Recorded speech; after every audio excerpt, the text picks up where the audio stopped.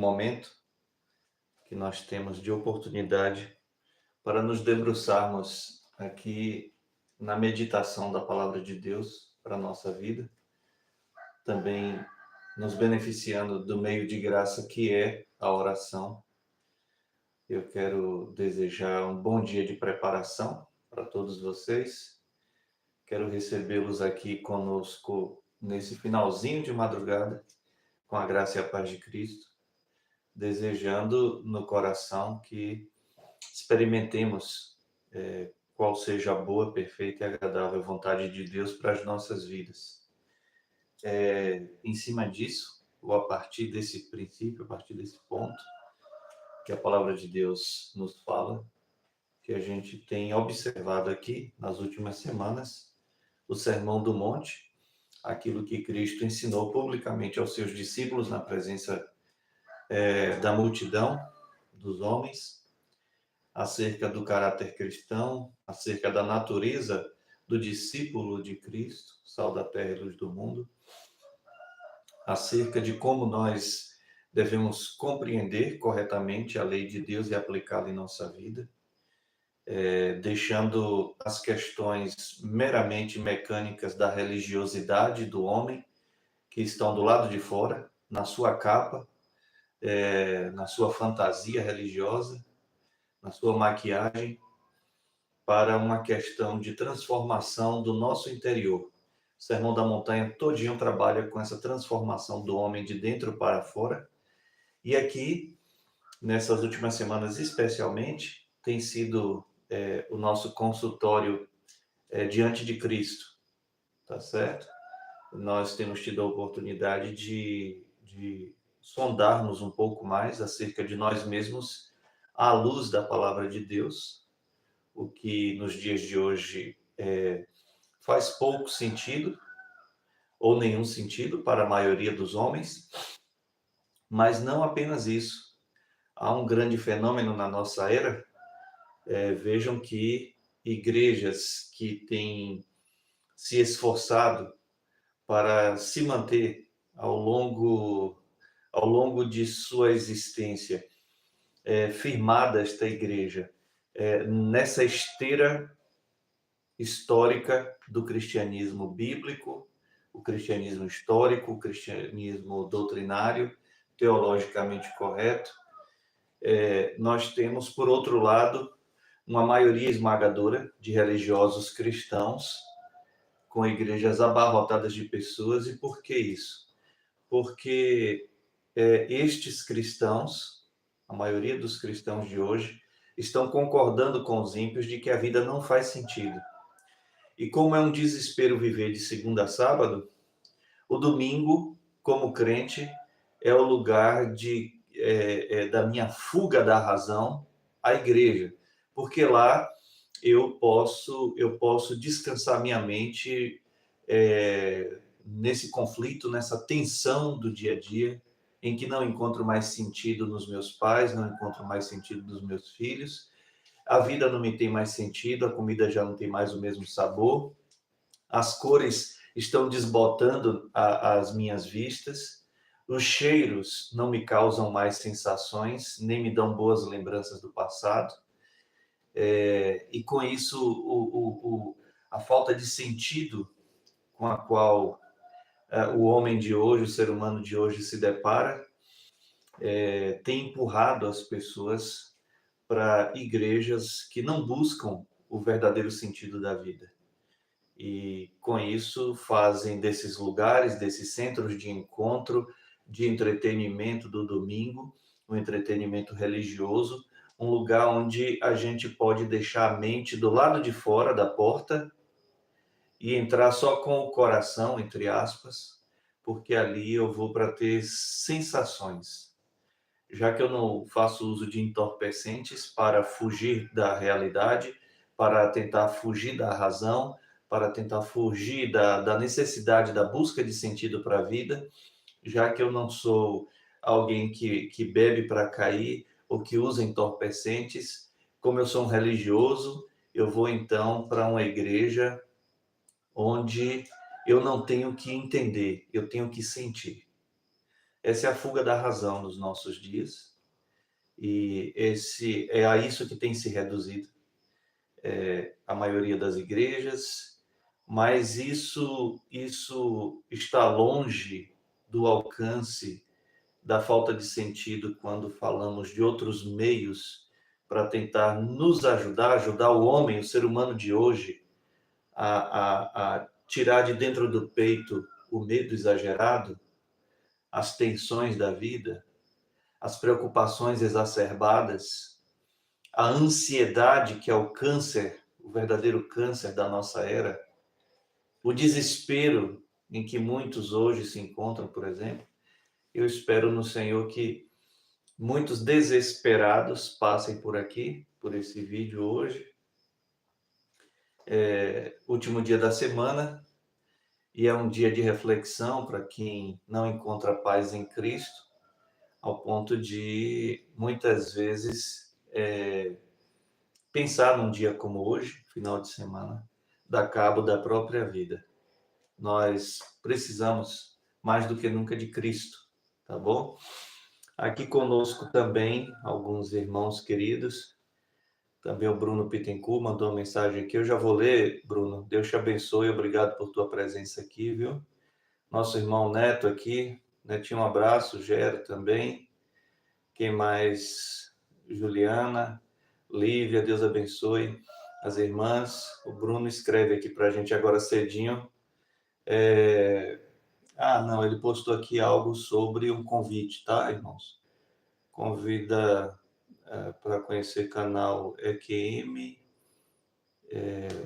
Eu não sei o significado das siglas. O céu é real, sonhos de profeta, testemunhos sobrenaturais, paz em inglês aqui, né? Pierce, Discover. Tá. Ele está colocando em inglês aqui algumas coisas. Ele colocou tudo em inglês aqui também. Céu é real, sonhos e profecias, testemunhos sobrenaturais, em inglês aí. Tá certo. A gente agradece, viu, Bruno, aí o convite, tá bom? Deus te abençoe. Espero que você permaneça aqui conosco, ok? Pois bem, meus irmãos, hoje a gente tem essa fuga da razão, e Deus não criou o homem dessa maneira. Deus nos criou com uma alma racional, está na Confissão de Fé de Westminster, está isso nos nossos documentos confessionais, isso é bíblico. Nós somos criados, somos uma unidade composta. A gente já tem falado isso em alguns cursos aqui do canal, tá certo? E nesses cursos a gente tem lembrado que a palavra de Deus ensina sobre a nossa antropologia bíblica. Somos uma unidade composta de corpo e alma, tá certo? E essa alma, ela é dotada de imortalidade e de racionalidade. Somos seres racionais e imortais por causa da nossa alma, tá certo? A nossa composição contingente, nossa composição que faz da gente seres metafísicos. Esse assunto, né, esse tema, esse termo, metafísica significa, eu já falei isso em outros momentos, aquilo que está além da física. Tem a ver com o que a gente vai conversar um pouquinho hoje também, porque que a ansiedade é uma doença moral e, portanto, porque que a ansiedade é pecado e qual é a falha das psicologias, das ciências modernas, melhor dizendo, e aí a gente desemboca, tá certo, nas questões psicanalíticas, que é a psicologia, a psicanálise, que é a psicologia analítica, as próprias correntes psicológicas, porque que há uma boa intenção nestas coisas, mas qual foi a falha dos pastores modernos, da teologia moderna, igualmente com a falha da psicologia moderna, com outras formas de conhecimentos que já existem há muito tempo, tá certo? Eu vou falar De Anima, que foi um tratado de Aristóteles, quase 400 anos antes de Cristo, e ali é o discurso de fundação das ciências biológicas e psicológicas, tá? A biologia e a psicologia tá ali porque os gregos antigos eles trataram, né? E Aristóteles foi o mestre disso, em tratar do ser humano do ponto de vista de sua vida biológica e de sua vida espiritual, a zoe, tá bom? O que mais tarde, no século 13 para o 14, São Tomás de Aquino, ele faz uma ruptura com a chegada do platonismo dentro do conhecimento teológico, muito forte a partir de Santo Agostinho. E aí, São Tomás ele adota o aristotelismo como base filosófica para a nova teologia da Igreja de Roma, e até hoje estas são as bases, a teologia tomista da Igreja de Roma. Nós preferimos a abordagem que a própria Escritura nos ensina, como abordá-la. E aí a gente trabalha o conhecimento de Deus, a teologia, a partir disso, desse princípio, tá bom? Mas são muitos aspectos, a vida realmente ela tem suas complexidades, e se não fosse assim, nós não teríamos o ser humano chegando a medos exagerados, tá certo?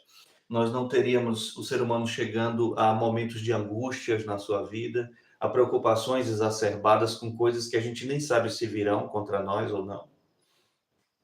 A gente migra para um estado de ansiedade, tá? E aí as pessoas, por causa da queda no pecado, elas já são ansiosas. E ela pode se conhecer um pouco mais e, ao amadurecer, elas podem deixar de ser ansiosas e estar ansiosas, tá certo? Por longos tempos, sobre várias coisas, incluindo as banais, e geralmente são as banais, ultimamente, que têm causado ansiedade nas pessoas. E nós temos o ser humano que compreende um pouco melhor tudo isso e sabe onde está a sua verdadeira ajuda, no perfeito homem, no último Adão, Cristo, o nosso modelo, né? O nosso arquétipo de homem. Mas ainda assim, nós temos momentos de ansiedade. Nós já não estamos mais ansiosos pela vida, já muito menos ainda somos ansiosos, mas temos momentos de ansiedade. Então, essa é uma questão que abrange a todo homem, a todo ser humano, tá certo? E, portanto, aqui é um chão comum por onde a gente anda, nesse sentido de que, sim, todos nós passamos, em algum momento da vida, por grandes medos irracionais. Nós passamos por momentos de preocupações exacerbadas, nós passamos por momentos de muitas angústias, nós passamos por momentos de pavores, nós passamos uma parte do tempo ansiosos, e alguns chegam à linha do desespero, tá bom? É uma pena, é uma pena mesmo, é lastimável o fato de que, como civilização brasileira, nós fomos privados de um conhecimento sobre filosofia, sobre outras formas de conhecimentos que nos levam a pensar. O brasileiro não foi feito para pensar, isso já está desde lá, no tempo da colônia, tá certo? Quando fomos vistos apenas como braços e pernas, só como mão de obra, e mais tarde a coisa só foi piorando, ao ponto de quando alguns indivíduos buscaram acordar com a chegada do protestantismo aqui no Brasil, protestantismo calvinista, então houve a preocupação então de se implantar sim o conhecimento o tipo de conhecimento que leve à reflexão, como a filosofia, só que foi implantadas correntes que dessem conta de estarem sempre prevenidas contra o cristianismo bíblico. Não fosse isso suficiente, as coisas caminharam mais ainda um pouco, e hoje se globalizou não só as questões dos, entre aspas, fenômenos psíquicos, se temos aqui algum profissional dessa área vai entender minhas colocações melhor um pouco do que nós os demais. E olhar para os dilemas da vida, olhar para a ansiedade do homem, para os medos do homem, como meramente fenômenos psíquicos, que é a descrição acadêmica, que é a descrição correta, tá certo? Rigorosa, para o que estamos chamando aqui de ansiedade, por exemplo, tá? Usar o reducionismo que se usou na virada do século XIX para o século XX, no esforço de conhecimentos como a teologia, por exemplo. A teologia, por causa dos pais do liberalismo teológico, né? Friedrich Schleiermacher, que é um teólogo luterano alemão do século XIX, que no seminário temos que estudá-lo, e estudá-lo com atenção, porque ele faz uma virada de chave, não só para o conhecimento da teologia, mas na filosofia também.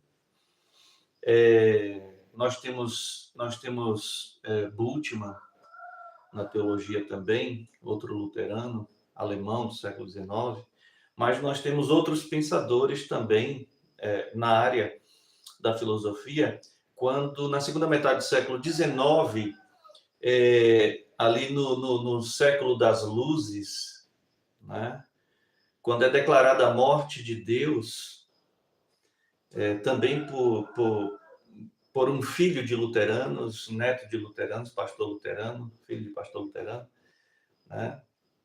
Quando ali é declarada a morte de Deus, e estamos na era do naturalismo, estamos no nascimento ali, no desenvolvimento do evolucionismo, quando o mundo é visto definitivamente como um sistema fechado e autocausado, que se causou, né? Deus não existe. Ali, os pensadores da época entenderam o seguinte: vamos continuar o projeto das filosofias, mas os três grandes ramos a gente vai descartar o primeiro, que é a metafísica, ou seja, não existe nada além de nós, não existe nada além do que é físico. Então a metafísica acabou, só que aí é jogar a própria filosofia na lata do lixo, porque metafísica é filosofia. E por que estes pensadores do final do século XIX para cá, que influenciaram as ciências modernas e que influencia o olhar na igreja, da teologia, influencia o olhar do psicólogo no seu escritório, porque dessas interferências nesses conhecimentos não físicos, porque os pensadores destas áreas não queriam ficar para trás. E para não perder o status de ciência, ou para não deixar de ganhar o novo status de ciências, então, na teologia, os pastores da época, os teólogos da época, jogaram fora tudo o que tinha uma contingência sobrenatural, transcendental, a vida e sua origem, assim também com a psicologia e a psicanálise que estava nascendo nesse momento, com Sigmund Freud, também com Edmund Russell, mas pensando mais juntos num projeto de combater a cosmovisão, o que antecede o raciocínio humano, o que antecede e lança os alicerces dentro de nós da nossa interpretação do mundo. Como compreendemos o que vemos?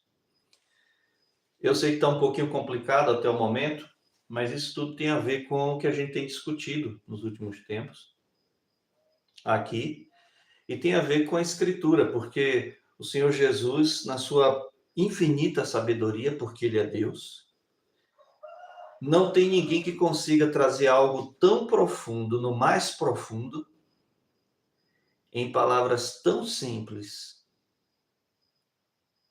que nem a nossa simplicidade e a nossa ignorância nos ajuda a termos palavras mais simples do que a que Cristo apresenta nos seus discursos, para falar de coisas insondáveis pela mente humana caída. É impressionante a sabedoria de Cristo, né? E o Sermão do Monte, meu desejo é que ficássemos aqui o resto do ano nesse texto, tá? Assunto certamente não nos faltaria para ficarmos aqui até o restante do ano, pelo menos, para começar a entender corretamente as coisas do Senhor. Mas por ora, confiados na operação do Espírito Santo de Deus, que aplique em nós as verdades inalienáveis que sai da boca de Deus e está aqui escrita, tá? Não existe palavra de Deus fora da palavra de Deus. Isso é bobagem, tá, meus irmãos? A gente tem que ter cuidado com isso, tá certo? Essa questão de por que que há muita gente frustrada? Por causa justamente dessa nova percepção da vida que foi dada. Percepção e compreensão são coisas bem diferentes, tá, gente? São bem diferentes. O que a gente percebe, a gente não pode chamar ainda de compreensão, porque a compreensão é a percepção jogada para uma análise. E essa análise precisa dos mecanismos, precisa estar no contexto adequado e com o uso das devidas ferramentas a ser investigada essa percepção. E uma vez encontrada a verdade do que percebemos, do que captamos do mundo, à luz da palavra de Deus, aí a gente passa para uma segunda etapa, que é a compreensão das coisas, tá? Perceber não quer dizer compreender. Compreender é fazer toda a separação de materiais nobres do que é sujeira, do que é descartável, tá?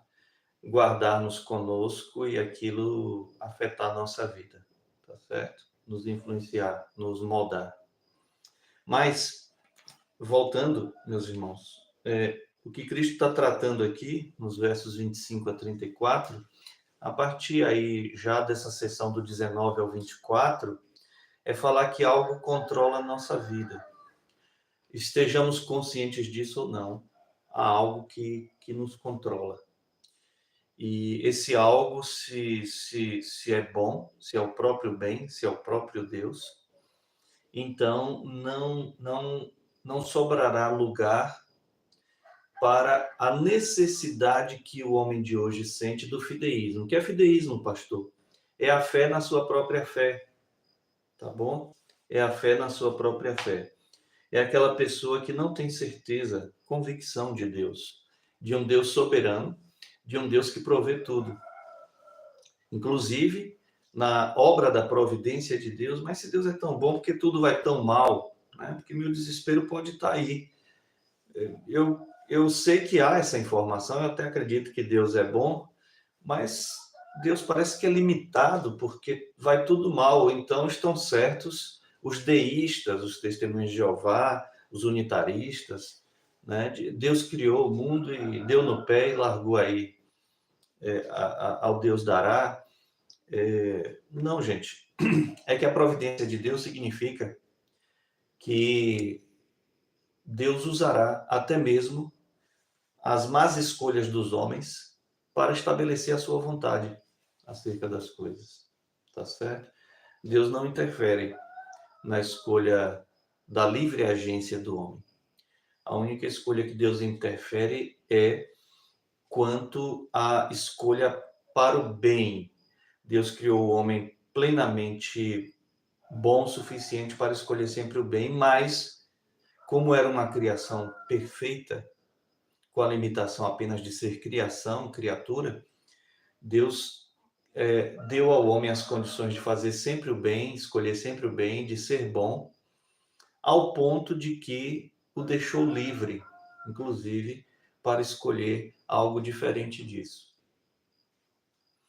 E o homem, então, por isso mesmo, por conta própria, ele escolheu desobedecer a Deus, escolheu o mal. Escolher o mal é desobedecer a Deus, basicamente. Por isso que na filosofia é a categoria do mal moral, o que na teologia a gente chama de pecado. Tá certo? E essa é a raiz que as terapias não trata porque não reconhece essa raiz dos males humanos. Tá certo? E aqui nenhuma crítica pejorativa, é uma crítica construtiva, tá? Por quê? Porque não é da alçada das terapias modernas reconhecer a categoria do mal moral, reconhecer pecado. Por quê? Porque naquela virada que eu dizia na introdução, do século XIX para o século XX, quando teólogos não queriam ficar de fora de que seu tipo de conhecimento, a teologia, deixasse de ter o status moderno de ciência. A mesma coisa aconteceu com a psicologia, não queria perder o status moderno que estava chegando para a ciência. Só que, naqueles dias, os homens que deixaram Deus de fora, ateus, que estavam dominando, então, o círculo intelectual do mundo, eles haviam determinado de que o conhecimento válido é o científico. E o conhecimento científico é aquele que se baseia nos princípios da física e da matemática. Ponto. Aí foi quando, então, os tipos de conhecimentos interpretativos, como psicologia, como teologia e outros, eles abriram mão também da metafísica, de lidar com o conhecimento das coisas não físicas, para tentar se ater às questões físicas apenas. Nessa época, então, os teólogos, surgiu a escola da teologia liberal, que basicamente não crê na ressurreição de Cristo como um fato histórico, apenas como algo que alimenta o imaginário da fé do fiel. E o que aconteceu na psicologia também como um tipo de conhecimento para a ajuda do ser humano. Reduziu-se os problemas da psicologia, se reduziu toda a psicologia aos fenômenos, e essa palavra é importante, vem de lá da teoria da fenomenologia de Immanuel Kant, um pensador muito importante na história do pensamento humano, que já se conflitando com as teorias do pensamento na sua época, ele fez algo que revolucionou a filosofia dos séculos XVIII para o XIX, que foi dividir a vida humana em dois pavimentos, um inferior e um superior. Aí, então, nasce as ciências naturais, as ciências da natureza, e as ciências supranaturais, as ciências humanas, as ciências que estão acima das ciências naturais, em outro pavimento. Separou. E essa fragmentação da vida trouxe prejuízos, danos profundos para a sociedade do século XX, e hoje o século XXI está vivendo exatamente esse refluxo, vou usar uma palavra aqui que está muito na moda, né? Esse refluxo, essa gorfada. Comeu, não deu certo, o organismo não reconheceu bem a comida, não sei, houve lá uma ziquezila e o refluxo. tá certo? Que é ruim, né? A sensação, você gofar, que a turma mais chique chama de refluxo. É uma sensação ruim que causa novos problemas de saúde.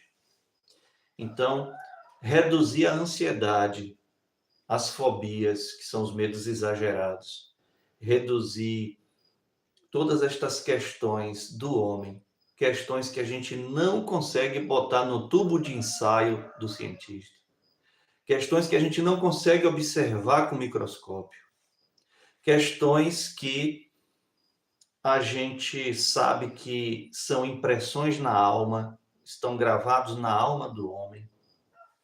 Reduzir isso a fenômenos psíquicos, que é a linguagem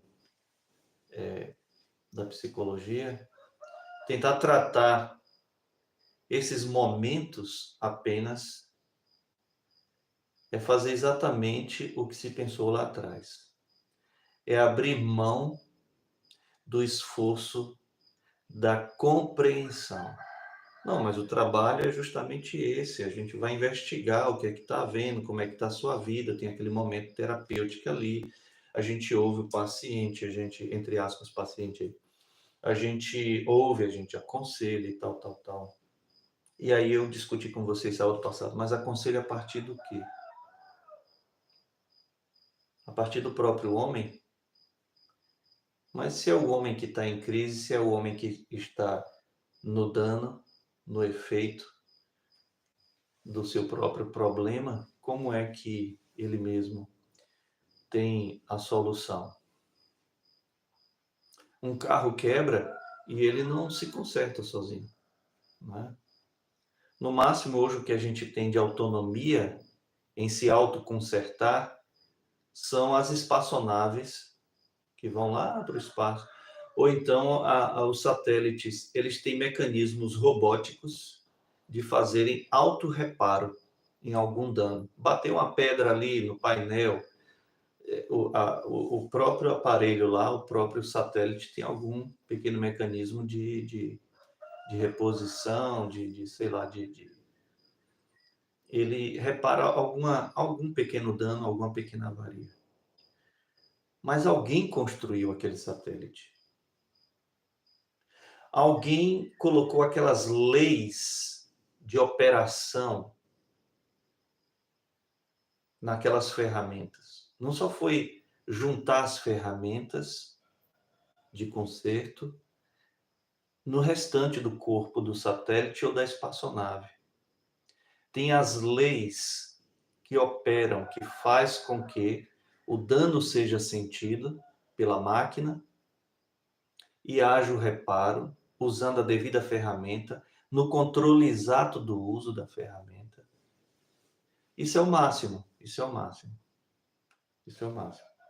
Mas há danos que são maiores, pode nos arrastar para um quadro de ansiedade profunda que nos leve ao desespero, que hoje se popularizou com o termo de depressão. E a depressão existe, desde que você entenda que depressão é depressão espiritual. Não existe depressão no corpo, tá certo? No corpo a gente pode ter o que a ciência pode nos ajudar. O conhecimento científico aí sim entra na área de ciências, que são os efeitos somáticos, psicossomáticos, do que o corpo passa a padecer por causa da raiz do problema. Aí a gente tem disfunção hormonal que não é causa, gente, é efeito. Tá certo? Aí a gente tem outras circunstâncias, a do próprio ambiente que nos afeta. Aí não é causa, gente, é efeito. É efeito, é só como a gente está olhando a questão. Tá bom? É claro que o cristianismo que nós temos não é um cristianismo cego e ignorante. Nós não exercemos aqui um cristianismo que tenta fugir da razão, como quase todo mundo faz. Pelo contrário. Hoje, meu melhor amigo, um homem de Deus, um homem preparado, né? E ele sempre, como ele teve a oportunidade de andar em outros lugares, em outras religiões e tudo, hoje ele sempre fala comigo, né? A gente bate papo, né? como hoje é inquietante o cristianismo, porque é como se tivesse, depois de tanto tempo lidando com a palavra de Deus e até pregando a palavra de Deus, é como se tivesse nascendo agora. Por quê? E é lógico isso, né? E é claro que não é todo mundo que tem a capacidade dele de fazer essa autoanálise, tá certo? Eu estou falando de um teólogo, estou falando de alguém que é preparado. E a observação é essa, né? Sempre no domingo, a gente achava que era final de semana, fazia parte do final de semana, e não é, né? E a gente ia ali para ter um alívio, respirar depois de 6 dias de trabalhos intensos, pesados, e a vida sem fazer sentido, ou melhor dizendo, o esforço para alcançar o sentido das coisas, trabalho, família, escola, tal, sentido da vida. Na igreja a gente ia, né, em outras religiões, mesmo cristãs, se vai para você fugir da razão, ter uma fuga da razão, uma fuga do mundo real para dar um salto de fé, kierkegaardiano, pentecostal, para fugir da razão, né? Sem usar um entorpecente, sem usar drogas legais, sem usar nada. É pura fuga da razão. É uma fuga da necessidade de encontrar sentido para uma vida que cada vez mais parece sem sentido.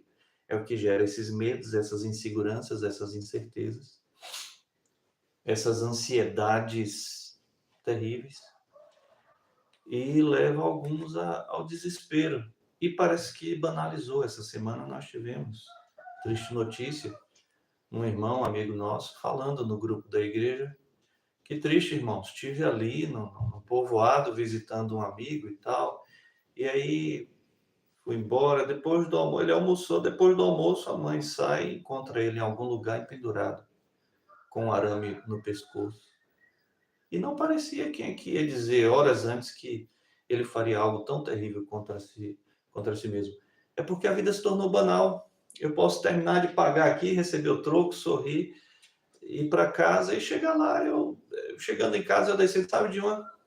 Vou tirar minha vida. Por quê? Porque essas pessoas não conseguiram encontrar sentido. A falta de sentido pode levar a isso. Agora, como a gente vai encontrar sentido para a vida fora do sentido da vida? Na própria história do pensamento humano, nos séculos bastante anteriores a Cristo, nós tivemos uma era chamada período da mitologia, antes da filosofia. Antes da amizade ao saber, né? O amor ao saber. Não é que não havia amor ao saber, a gente tem lá Salomão lá atrás ainda, antes da história, antes da filosofia, né? Filosofia grega clássica. Então, as pessoas tinham os mitos, eles criavam narrativas, tá certo? Que buscassem dar uma razão para o que existe e tentaram observar que algo existe no lugar de nada. Eles chamavam de arqué, que é o princípio primordial da existência. Isso já é, de alguma forma, metafísica, e é por isso que a filosofia moderna não aceita mais a metafísica, né? Porque senão vai nos levar até Deus. E qual era a origem da existência das coisas para os míticos? Era uma origem sobrenatural, divina. E aí surgiram na idolatria do coração destes homens pagãos, surgiam os deuses mitológicos, né? Aí, aí surgiram homens questionando isso. Bom, não dá para negar que algo existe no lugar de nada, tá certo? Então vamos buscar aqui uma lógica para as coisas. E aí surge o logos, o conceito de logos, para explicar a arqué. A arqué é o princípio primordial de tudo o que há. E o logos é a explicação plausível para o que existe. E aí começou com gente pensando que tudo era feito de água, outros de ar e tal. Se chegou à ideia de que tudo é feito de átomos. E aí surge aí são os primórdios já do materialismo, né? E é interessante que, de fato, a gente precisa de uma palavra, um logos, que seja uma palavra que une tudo que existe, para não deixar as coisas fragmentadas, tá certo? E esse logos, o verbo eterno, o que os homens não conseguem enxergar, o que as pessoas em desespero não conseguem perceber, é que esse logos, ele não se firmou apenas como palavra dita, mas ele se encarnou. Ele se fez gente como nós, se fez homem. E esse logos é Cristo, tá certo? Esse logos que é Cristo, ele dá conta de não apenas explicar, mas de ser ele mesmo para nós o caminho, a verdade e a vida. E quanto a esses fenômenos psíquicos que existem, e a gente precisa de alguma ajuda profissional em algum momento, para detectar esses fenômenos psíquicos, mas não achar que a ferramenta que detecta esses fenômenos psíquicos pode tratar deles. Por quê? Porque esse tipo de conhecimento, no esforço de se firmar como ciência, não consegue propor um remédio para algo que não se admite mais uma raiz desse problema. E se eu não acabar com a raiz do problema, o problema vai retornar. Vai retornar, tá certo? Eu cuido hoje de um tipo de ansiedade, um tipo de estresse, fico bem uns dias, mas quando eu me deparar de novo com situações estressantes, depreciativas da minha vida, isso ou aquilo outro, eu vou voltar a ter o mesmo problema e talvez volte mais forte. Tá certo? Como é que a gente mata esse mal? Olha só. Por isso eu lhes digo que não se preocupem com a vida diária, se terão o suficiente para comer, beber ou vestir. A vida não é mais do que comida e o corpo não é mais do que roupa. Observem os pássaros. Eles não plantam, não colhem, não guardam alimento em celeiros, pois seu Pai Celestial os alimenta. Acaso vocês não são mais valiosos que os pássaros? Qual de vocês, por mais preocupado que esteja, pode acrescentar ao menos uma hora à sua vida? Ah, pastor, isso é uma questão de fé. Mas, gente, tudo é questão de fé. Nada ficou fora disso, tá bom? Por exemplo, agora, que hora é essa agora? Agora estamos a 5 horas e 44 minutos. Você crê que o sol vai surgir, que o sol vai nascer? Eu estou aqui no noroeste da Bahia, tá, gente? 5 horas e 44, o sol ainda não nasceu aqui. Então, o que é que acontece? Nós cremos ou não que o sol vai nascer? Ah, pastor, mas então a ciência é o conhecimento, certo? Que a ciência diz que sim, o sol vai nascer. Inclusive, hoje a gente pode olhar aí na internet que a gente pode ficar sabendo que hora o sol vai nascer, com minutos, inclusive, do surgimento do sol. Dá para prever isso cientificamente. Não, gente, você não sabe disso porque meramente a ciência te informou. A experiência da vida te mostra isso. Quando você nasceu, o mundo já existia. E o mundo já funcionava. E o sol já nascia. Tá certo? Que não é uma palavra científica, mas até os meteorologistas falam disso. Chama de nascente e poente, né? Então, É uma questão de crermos.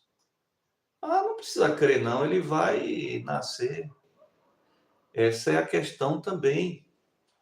Independente de você crer ou não na providência de Deus, ela vai acontecer, tá certo? Mas aqui Cristo está começando do exemplo menor para o maior, para mostrar o cuidado de Deus, porque ele mesmo fala aqui mais embaixo, veja aqui a conclusão. Acaso vocês não são mais valiosos que os pássaros? Qual de vocês, por maior preocupação, por mais preocupado que esteja, pode acrescentar ao menos uma hora à sua vida? Não há quem faça isso. Deus determinou o dia e a hora do nosso nascimento. E não entenda como diferente o fato de que Deus já determinou o dia e a hora em que morreremos. Eu dei um exemplo aqui essa semana sobre isso, do paraquedista. Lembra? Quem não lembra, volta aí algumas, alguns encontros nossos. Verso 24, perdão, verso 28 segue. Por que se preocupar com a roupa? Observem como crescem os lírios do campo. Não trabalham, não fazem roupas, e, no entanto, nem Salomão, a gente discutiu isso aqui ontem, anteontem, em toda a sua glória se vestiu como um deles. E se Deus veste com tamanha beleza as flores silvestres, que hoje estão aqui, amanhã são lançadas ao fogo, não será muito mais generoso com vocês, imagem e semelhança de Deus, coroa da criação? Ele não será generoso muito mais com vocês, gente de pequena fé? Aqui nós temos um diagnóstico do próprio Senhor Jesus Cristo.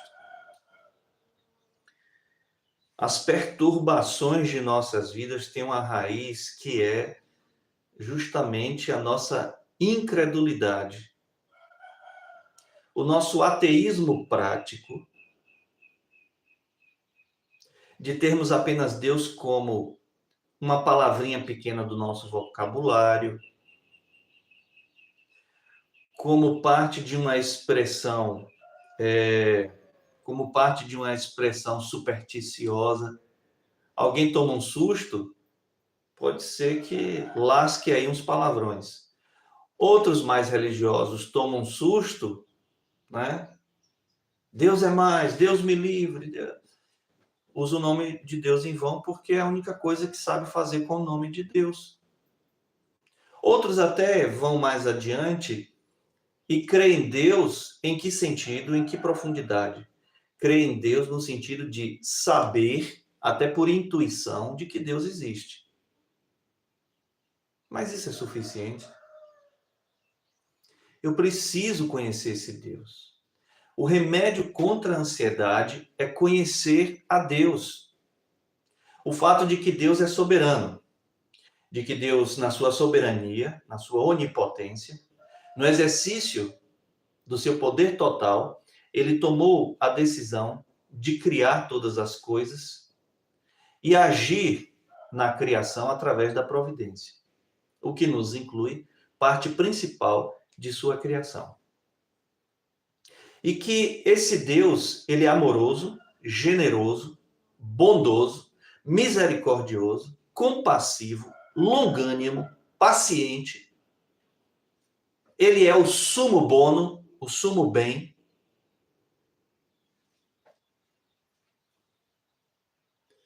E que Deus, que criou a mim e a você, ele não se negará em nos prover nas nossas extremas necessidades. E Cristo coloca elas aqui com toda clareza. Comer, beber e vestir. Agora vejam, nos dias de hoje, são raras as pessoas que estão ansiosas pelo que comer, vestir ou beber. Até aquelas pessoas, nossos irmãos africanos, em lugares de extrema miséria, que até pouco tempo morriam de desnutrição e fome, são atendidas pela providência de Deus, através da OMS, através da ONU, através de Médicos Sem Fronteira, através de Cruz Vermelha, através de vários organismos internacionais. São atendidas. Comem, bebem, investem. Agora veja, o que é que nós, aqui no Ocidente, temos mais padecido? No Oriente também, mas vamos cortar na carne, nós ocidentais. Suas ansiedades normalmente estão localizadas naquilo que é o excedente da vida e não o essencial. Porque comer, beber e vestir, você faz isso todos os dias, se quiser. Se quiser. O problema está, nossa irmã Ivone aqui também conosco, a turminha lá em Mundo Novo, Deus abençoe vocês aí, Ivone. O problema está, meus irmãos, justamente na idolatria do coração. Porque antes de começar essa sessão, a partir do verso 25, Jesus conclui a sessão anterior já introduzindo essa nova sessão. Não há como servir a dois senhores. E aí, de repente, você tentou estabelecer algo no coração como sendo mais importante do que o próprio Deus na pessoa de Cristo. Foi um namorado, né? Tem muitas meninas fazendo bobagem contra a própria vida por causa de um pivete que não sabe nem cortar o cabelo, que raspa a sobrancelha, que não trabalha, que vive empinando moto, que comete delitos.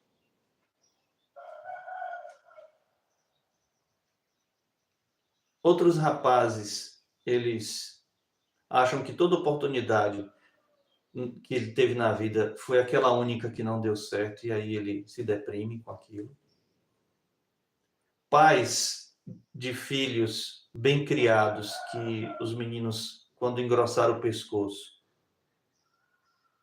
deram com os pés nesses pais, e aí esses pais hoje precisam de ajuda. Filhos em situações também de dramas terríveis. Eu sou de uma geração quando explodiram os divórcios aqui no Brasil,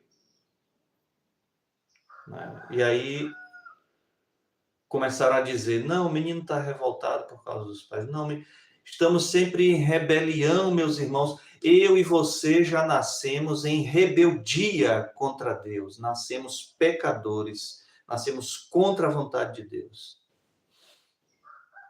Hoje, 50 anos de evangelho, ministro da palavra e dos sacramentos, eu sofro com algumas rebeliões contra Deus no meu coração. Pecado, irmãos, é o pecado. É o pecado. A raiz de todos os males, meus irmãos, humanos, todos os dramas de qualquer natureza, é o pecado. Isso são efeitos noéticos. Não é de Noé não, tá, gente? É por causa do grego, tá? Da língua grega, que é uma língua da teologia. Tá certo? A nous, a mente. Os efeitos mentais da queda no homem, os efeitos psicológicos da queda no homem, faz com que a gente experimente coisas que não estão na nossa carne, mas que pode se instalar na carne como um efeito somático, psicossomático. Tá certo? A partir de emoções, reações com aquilo que nós lidamos na vida. Tá certo? E a gente não ignora essas coisas. Seríamos estúpidos em fazê-lo, tá? Essa é a necessidade do pastor ser estudado para que ele tenha um conhecimento teológico que deve estar acima dos demais conhecimentos e abranger a todos os outros. É por isso que a gente tem que saber um pouquinho das demais coisas também, por causa das interações com a vida. De modo, meus irmãos, que temos que dar atenção, sim, aos dramas de hoje que nós passamos, vivemos, experimentamos, tá certo? Em algum momento, se a coisa já estiver muito avançada, se você não tem o privilégio de fazer parte de uma comunidade que trata destas coisas assim, é bem provável que você esteja numa condição. É sempre observado por algum irmão da nossa igreja. Ontem eu conversava com a irmã e ela fazia essa observação, que é a observação comum dos nossos membros, o ambiente que a gente experimenta entre nós. E esse ambiente não poderia ser diferente entre nós, porque temos sido tratados pelo Evangelho. Cristo, nele encontramos uma nova vida, tá certo? Então quer dizer que vocês não sofrem mais? Não, aí já é outra igreja, é outra freguesia, tá? Esse pare de sofrer agora é o evangelho de Satanás. Você não vai parar de sofrer e não é agora também, tá certo? Quando Cristo voltar, você para de sofrer. Por enquanto, nós temos desafios para a nossa vida humana, mas nós já andamos com remédio contra estes desafios, tá certo? Tem um texto muito legal aqui, que eu lembrei dele aqui agora, tá? Segunda carta de Paulo aos Coríntios. Se lembre, todos vocês aqui, tá? Se lembre que a gente está falando aqui para 2 ou 3 públicos diferentes. Aqueles que vão entender melhor aqui e encontrar mais sentido no que está ouvindo são os que pertencem a Cristo conscientemente, tá certo? São os que pertencem a uma igreja com doutrina. Doutrina não é roupa, nem comida, nem cabelo não, tá, gente? Doutrina é ensino da palavra de Deus, tá? Não é comportamento, não são pautas dessas, tá? Mas aqui, 2 Coríntios, capítulo 4, se eu não estou enganado, se não for esse o texto, eu posto aí nos comentários depois para vocês, tá bom? Portanto, visto que Deus, em sua misericórdia, nos deu a tarefa de ministrar nesse novo sistema, nunca desistimos. Aqui é a filosofia do ministério de Paulo, ele falando com os irmãos. Rejeitamos todos os atos vergonhosos e métodos dissimulados. Não procuramos enganar ninguém, nem distorcermos a palavra de Deus. Em vez disso, dizemos a verdade diante de Deus, e todos que são honestos sabem disso. Se as boas novas que anunciamos estão encobertas atrás de um véu, é apenas para aqueles que estão perecendo. Isso aqui é muito grave acerca do outro ou dos outros 2 tipos de pessoas para quem falamos sempre aqui. O Deus deste mundo chegou à mente dos que não creem, para que não consigam ver a luz das boas novas, o Evangelho, não entendendo esta mensagem a respeito da glória de Cristo, que é a imagem de Deus. Não andamos por aí falando de nós mesmos, mas proclamamos que Jesus Cristo é Senhor e que nós mesmos somos servos de vocês por causa de Jesus. Pois Deus que disse, haja luz na escuridão, é quem brilhou em nosso coração para que conhecêssemos a glória de Deus na face de Jesus Cristo. Agora nós mesmos somos como vasos frágeis de barro que contém esse grande tesouro. Assim, fica evidente que esse grande poder vem de Deus e não de nós. De todos os lados, prestem atenção, de todos os lados, somos pressionados por aflições, mas não esmagados. Ficamos perplexos, mas não desesperados. Somos perseguidos, mas não abatidos. Somos derrubados, mas não destruídos. Pelo sofrimento, nosso corpo continua a participar da morte de Jesus. Temos efeitos psicossomáticos, para que a vida de Jesus também se manifeste em nosso corpo. Amém e amém. Vamos orar? Te damos graças, Senhor, por esse encontro maravilhoso, pelos teus filhos que aqui passaram, os que passarão mais tarde, amanhã ou depois. Abençoe a cada vida. Tira de nós toda ansiedade e que apanhemos nessa manhã toda a nossa ansiedade e lancemos sobre Deus a nossa ansiedade, porque Ele tem cuidado de nós. Em nome de Cristo. Amém. Deus abençoe.